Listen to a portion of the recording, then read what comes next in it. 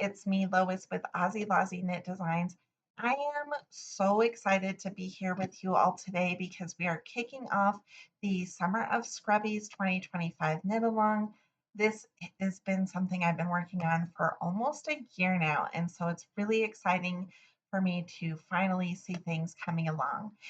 Today's the kickoff, and we have the first pattern that is live on my website for free. If you opted to get the download edition, which was $8, you should have received an email on Wednesday with that download. Also, it should have sent it to your Ravelry account. So if you haven't received any of those and you're wondering why you don't have your pattern, please reach out to me, Lois at AussieLozzieKnitDesigns.com, and we will get that squared away. But those emails all did go out, and I didn't see any bounces, so hopefully fingers crossed it all went well. I am going to post a link below where you can access the pattern straight from my website. I have posted that link in Facebook group and in the Ravelry group. And if you're not in a group, I would like to encourage you to join one of those places. Otherwise, you can absolutely grab the link from my website on the main Scrubby Summer of Scrubbies pattern site. All the links will be there, but I also have the post live now with the pattern, so it's all ready to go. So today what we were going to do is I'm going to actually knit the Classic Circle Scrubby with you online so that you can see if there were any confusing parts that you can uh, go ahead and see how to do those. There are some notes that are really important for this pattern. Um, just to kind of tell you about it and how it's worked. It is worked flat. You're going to cast on in your favorite method. Some people do like to use a provisional cast on because we are going to seam it together at the end. That is not necessary. We do not have that many stitches. So you can do that, but you certainly don't have to. And then there's going to be a bunch of short rows, which we use to make different wedges that create the circle. And then finally, we're going to bind off using Kitchener stitch to make a seamless look. Now, there is another option that I did not have time to get put in the pattern because I didn't have time to have it get tech edited and test knit again. But I'm going to show you here on the video, which is that you can also seam it together with a mattress stitch. Now that is not going to have it be invisible the way that the Kitchener stitch will do, but it's a good alternative if you don't want to go to all the work of a Kitchener stitch, which can sometimes feel like a lot of work because you have to really pay attention to your tension, and the mattress stitch is just seam, seam, seam, pull, done. Anyway, we're going to do both of those options so you'll be able to look at that. And yes, you can use this pattern to sell things that you make. I don't care about that. That's fine with me. Um, some notes from the pattern. Create a slip knot for your first cast on stitch. So however it is that you are casting on, whether you're doing long tail, the thumb method, old Norwegian, whatever way, make sure that that first stitch on your needle is a slip knot because we're going to use that slip knot to find our place later, and it will be really useful. Wedge knitting and size small is going to skip rows 7 and 8, doesn't have those rows. It will be marked in the pattern as knit 0, and that's how you'll know to skip those. If you did not knit a gauge swatch, which we're making a scrubby, so I know that you probably won't be. But if you didn't make one and you're using yarn other than the recommended yarn, you might find that you need additional knit wedges or fewer knit wedges. And I'm going to show you how to do that because I will not be using the recommended yarn when I knit this today. We're just going to use a yarn that's easier to see so that you can see what's happening.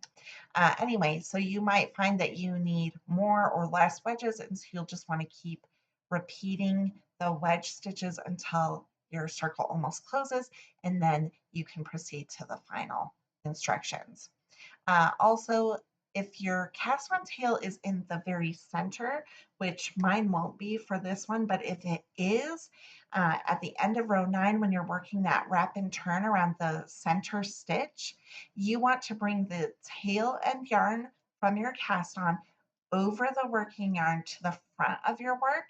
And that way you're weaving in that center tail end yarn already. And the beauty of doing that too is going to be that you can pull that at the end and it will close the center of your circle for you. It's really, really handy if your tail end yarn is going to be in the center. If it's not, you don't need to worry about that. One final note that I thought was in here, but I don't see, is just that if you tend to be a loose knitter, you might want to go down a needle size or two because it might be that you're loose and so then there could be holes. So you just want to avoid that. And if you know that you're a loose knitter typically, just go ahead and go down a size or two. We are using some special techniques. We're using the wrap and turn, and we're using Kitchener stitch, and we're doing all that. So Kitchener stitch for garter fabric, which is different than probably most people are used to Kitchener stitch for stockinette. I've had a lot of people comment on that through the test knit that are like, this isn't the right instructions. It is, it is. We're doing garter stitch fabric, not stockinette. So it is a little bit different. But you might notice that when you're looking at the pattern and think the same thing, like this is not correct. It is for garter fabric. So trust the process. Anyway, yes, so we are going to be doing all of that now. As you can see, I've already knit one. This one, I did do the center stitch, and so you can see I could just pull this and it's going to close up real nice for me. But this is for later because we're going to do the other seaming, which is the mattress stitch. For now, I am going to go ahead and do the small size. I'm casting on the small, and I am using this cotton yarn. This is like my favorite 100% cotton yarn from Hobby, Hobbii. I think it's Cotton Kings or Rainbow. I can't remember which, but I buy it in this huge cone. And I'm not affiliated. I just really love this cotton yarn. It is my favorite cotton yarn, like actually. All right, so because usually cotton yarns aren't very soft. This is a very soft. I love it. So for the pattern, it says cast on in your favorite way. Um, for today, what I'm going to do is I'm actually going to use the knit cast on method because it does create sort of larger uh, holes for picking up stitches. And I feel like that's going to be so much easier to see on camera. And so if you want to use the knit cast on as well, you may. If you do not want to, you don't have to. You can use whatever cast on method that you want. So here I go. For the small size, we're casting on 7 stitches. So I've got my slip knot there with 1, and now I've got 2,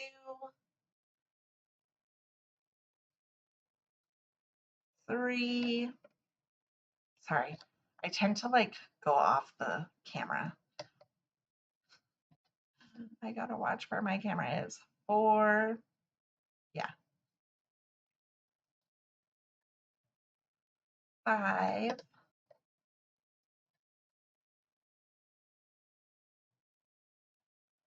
6,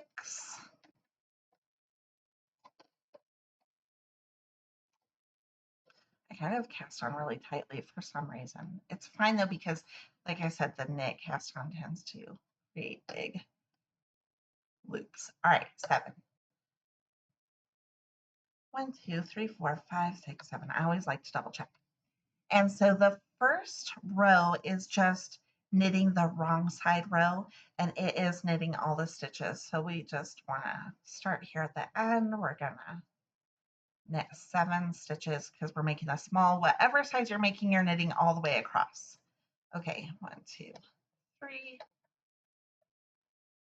4, 5, 6, and 7. And this is the only time that you're knitting all of the stitches that you cast on. Otherwise, we're not doing that. All right, so we're going to turn our work, and now we're going to begin short rows. So if you have not worked short rows before, you may feel intimidated by it, but I promise it's not as scary as you might think. Okay. Um, so what the pattern says for the size small, it's to knit 5. Whatever size you're making, you're going to go ahead and follow the pattern instructions. So I'm going to do 5, 1, 2, 3, 4, and 5. Sorry, I got away from the camera. Now is the wrap and turn. So you're going to bring the working yarn forward. You're going to slip that stitch. You're going to bring the working yarn to the back, and you're going to, wait, what am I doing? Yeah, no. Bring it back. All right. I know what I'm doing, I think. Uh, and you just wrap it. Okay. That was so terrible. I'm going to redo those instructions next time, I bet. All right. Now we're going to hit the 5 stitches. 1, 2, 3, 4, and 5. Okay. And we're at the end. So now I'm going to just turn my work. Before I turn my work, I'm sorry. We're supposed to mark the right side of the fabric, which you don't actually need to do. If you keep knitting your wedges, it's going to be fine. But if you, because the center, right, the center is going to be not worked. So if you just know that that's the right side is not ever knitting the center, and then the wrong side is going all the way to the end, if that makes sense. So I'm on a right side row, and now I'm going to knit 2. And the right side rows do all the wrapping and turning. So knit 1, 2, bring the yarn forward, slip the stitch, bring the yarn back, slip the stitch, not flip it, and then turn your work, and then we knit 1, 2. And again, this is for the small, so if you're making a different size, you need to follow whatever number of stitches you're supposed to do. And now we're going to do 5 again. So we're going to knit 1, 2,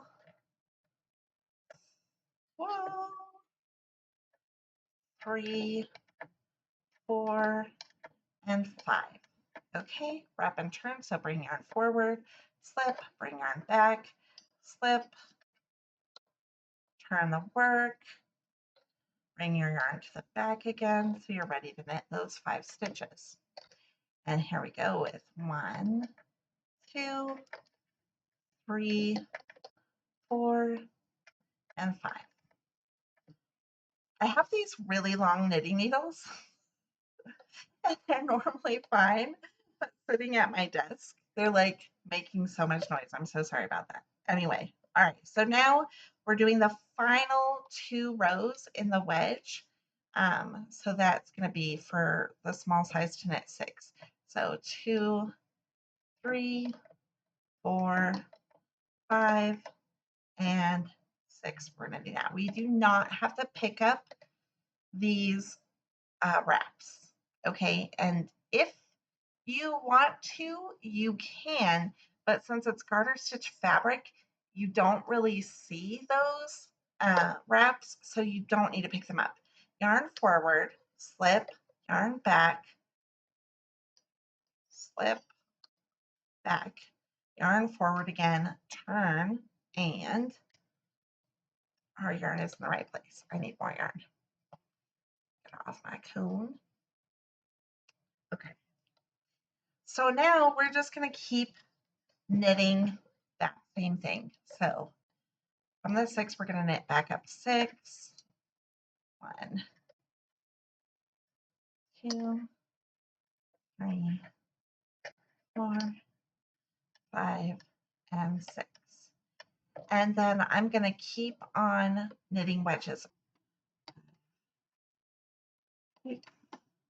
And then, yeah, we can measure again.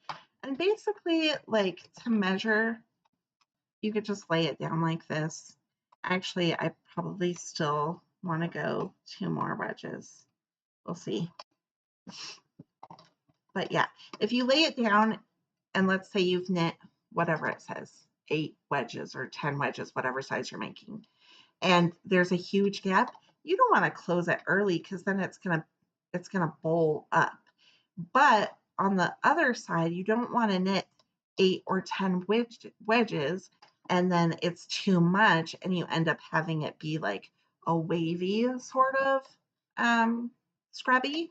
So yeah, just lay it down flat and it'll tell you if you should keep going or not. And the wedges are not made up of many rows, so it's not, it's not like, I guess it's 10 rows, but it's really not that much, especially the small is less than that. The small is 8 rows, I believe, because 2 of the rows are knit 0, knit nothing. I do want to mention that if you are knitting the medium or large and you are not keeping track of your wedges and you're going to be, you know, doing the flat test, then the thing is when you get to like your last wedge, which I believe I'm at, you will want to go to the final wedge, okay? Because the instructions for the final wedge for medium and large are different. On the small, you don't have to do that. All the wedges are the same, but for sizes medium and large, they are a little bit different. So just keep that in mind if you aren't counting wedges, or even if you are counting wedges, that you're not done when you hit that 9, I think it says, you actually have a final wedge to knit. So I don't know, let's say a flat. I think that one more wedge would be good. I don't want it to bowl at all. So we'll just go ahead and knit one more wedge to make sure that it's good. So the next thing we want to do is the Kitchener stitch for garter stitch fabric. Okay. And so I am just going to come over here real quick and pull up. Okay, yeah.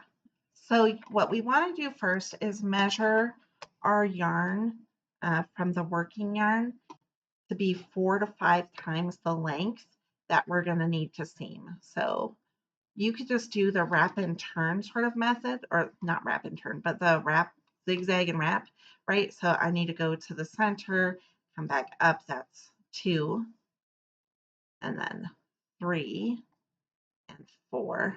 And I always like to go longer, so I'm going to do 5.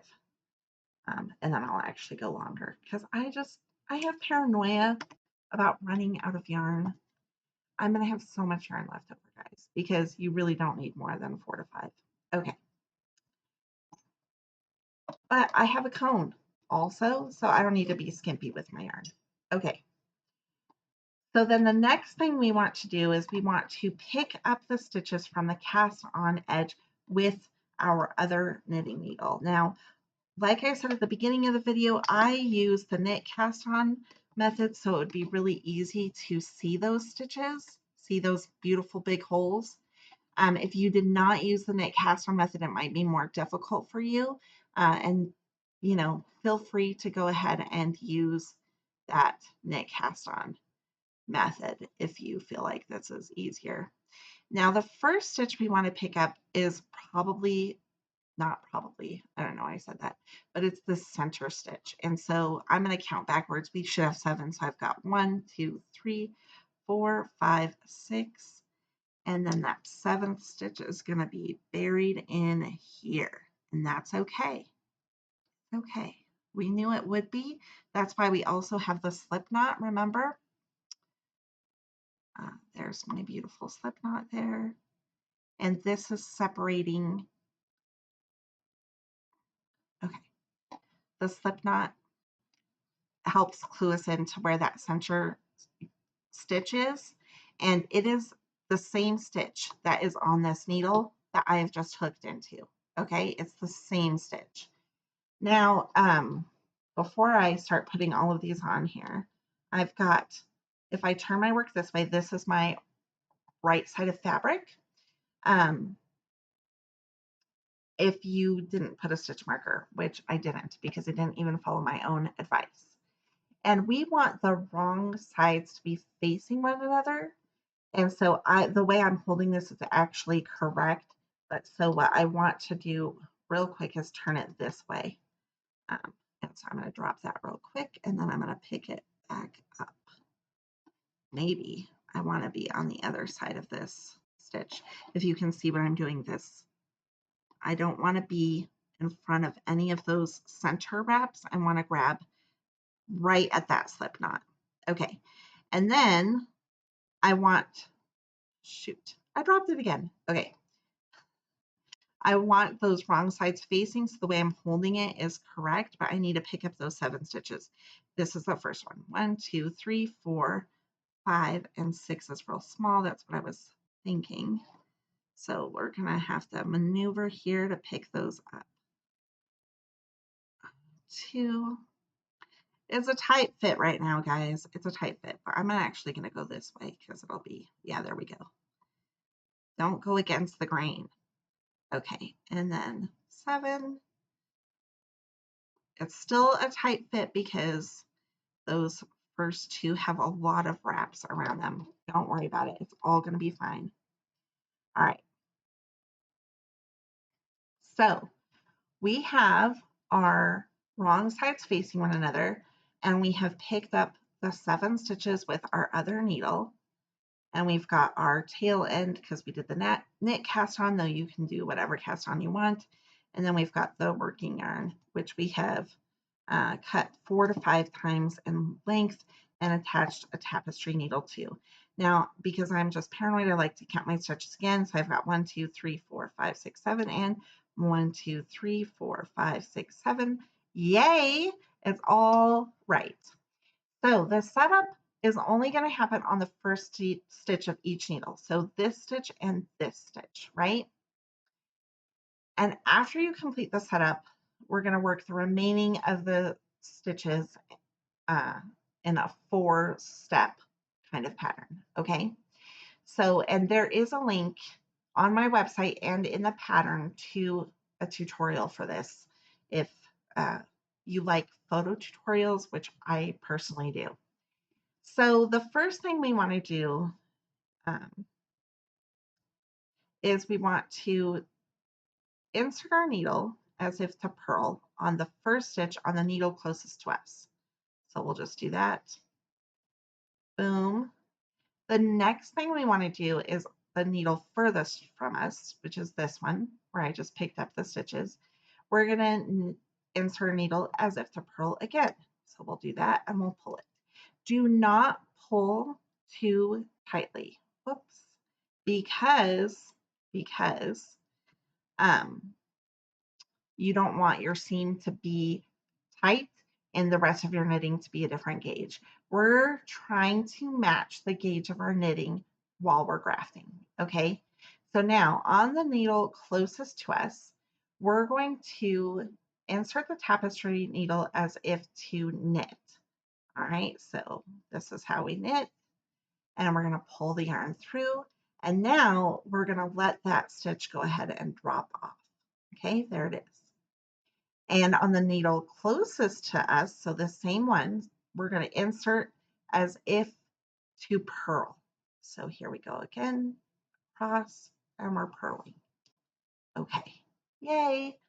Now on the needle furthest from us, we're going to insert our tapestry needle as if to knit. Now,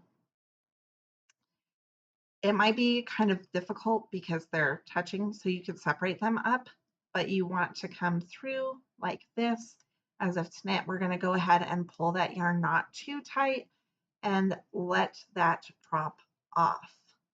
Okay. And then we're going to take our tapestry needle and insert into the next stitch here. Oops, I dropped it. As if to purl. So we're going to go purl. So now we're in a rhythm. Okay, we're going to follow these 4 steps again and again until we get them all done.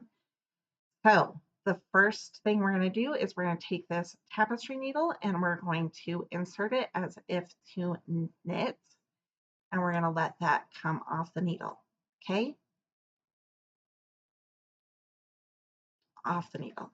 Then we're going to take our tapestry needle as if to purl, come across.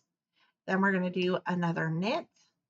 So we're going knit, purl, and that's where it's different than the stockinette, which is knit, knit, purl, purl. This one is knit, purl, and it's because we're doing garter fabric. Okay, so we just pull that, and then we're going to go ahead and insert as if to purl.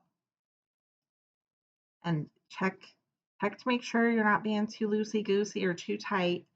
One thing that's nice to do is just kind of tug gently at it and kind of try to look. It's hard to see, but you can see, and I can see already that I was a little loosey-goosey. Part of that might be the knit cast on, but that's okay. We're just going to keep going. It is actually hard to master Kitchener stitch, I think. And it's easier with stockinette fabric than it is with garter stitch, in my opinion. In my opinion. You may not feel that way. But also scrubby yarn is very forgiving with that because the scrubbiness is kind of going to hide any little mistakes that you make, which is nice. It is nice. Here we go. And we're still just going. We're doing our thing. We're Kitchener stitching it up. So we just finished a purl. So this one is knit and come off.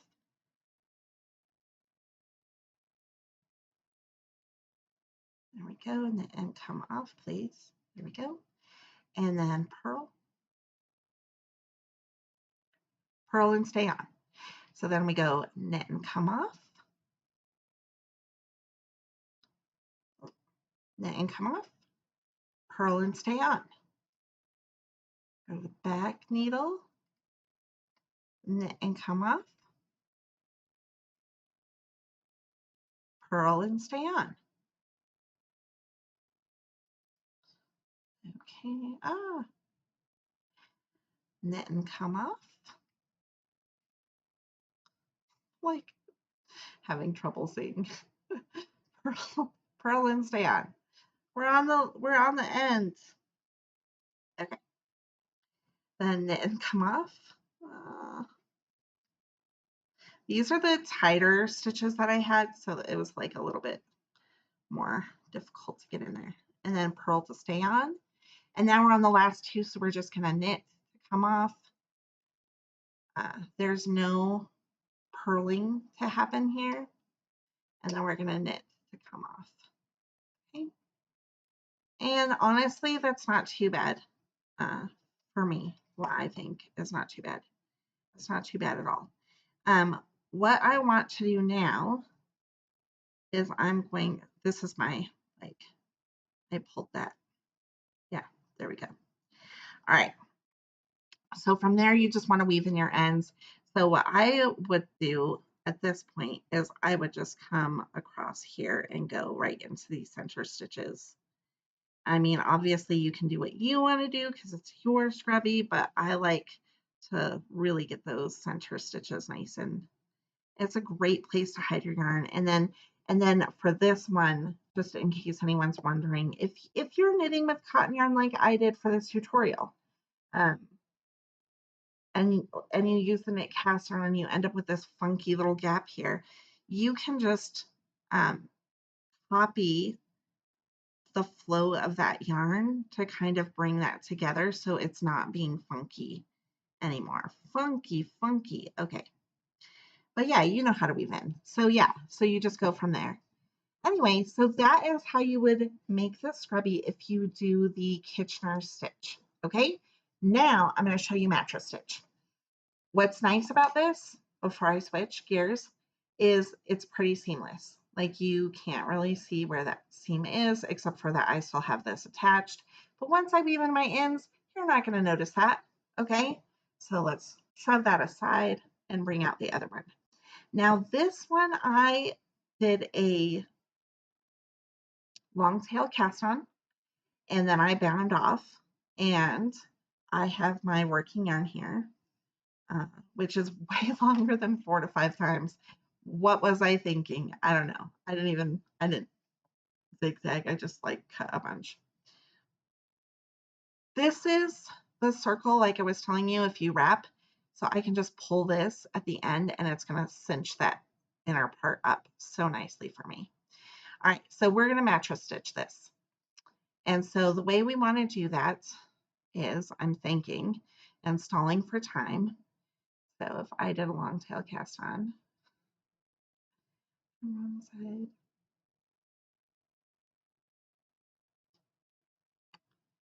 whatever. I'm not going to worry about wrong side or right side. You should have your stitch marker on there. You know what's frustrating me in this moment, though, if I could just harp on myself, is I had a stitch marker on this one and I took it off. And I don't know why. It would have been handy right now. Anyway, so for mattress stitch, you just want to line up these two like flat, okay? And since my yarn is here, what I want to do is I'm going to shove this down a little bit, okay? Because I want to pick up, not pick up, but knit into, or tap sew into, right? These two, here they are, the two legs of that stitch. And you can see this one's kind of in the way, so we're going to go around that and until we just get the two. There it is, the two legs of that stitch. I'm going to sew into it. Okay, and you don't have to pull this super tight because we can tighten it at the end. Then I basically want to go where that yarn is starting, but not in the middle of a stitch. We want to pick up outside of that. But we want the same thing. We want those two legs of the stitch. So I'm going to pick those two up, and here we go. And it just kind of creates this like zigzag sewing because I'm going to go back where that yarn is, and I'm going to pick up the next two legs of the next stitch, pull it through, come back over here. I was left off here in this hole, so I'm going to pick up those two legs of that stitch, come through, pull it back to where I left off over here, two legs of the stitch, pull it through, back over here, two legs, pull it through. And this might be a lot easier for you with the scrubby yarn, which is why I decided to add that to this tutorial. If it's not, you can do the other way. It's really up to you. I personally don't feel that either way is terribly difficult with the small quantity of stitches that we're dealing with. But everybody has their own thoughts and opinions and their own ways of doing things that is easier. So whatever works for you. So once you've got that on, like honestly, if it wasn't for this side, right, it looks pretty seamless. And we're going to go ahead and we're going to cinch this up tight. And you'll notice that when I said cinch that up, what didn't happen is that the fabric did not scrunch down. It did not. It just stayed where it was. And then on the reverse side, we have that ridge, like I was talking about, that might actually be really good for super scrubbing. If you get that ridge and get, right into your scrubbiness. All right, so then I would just weave this in to make this more invisible because it kind of does have like a little dent there that I don't particularly like, but already I just did the one and it looks better. Okay, so that is the Classic Circle Scrubby, and with the Kitchener stitch and with the mattress stitch, and this is the right side of both, and you can see it looks pretty seamless on the right side. It is only the wrong side where this one is still seamless and this one has a ridge.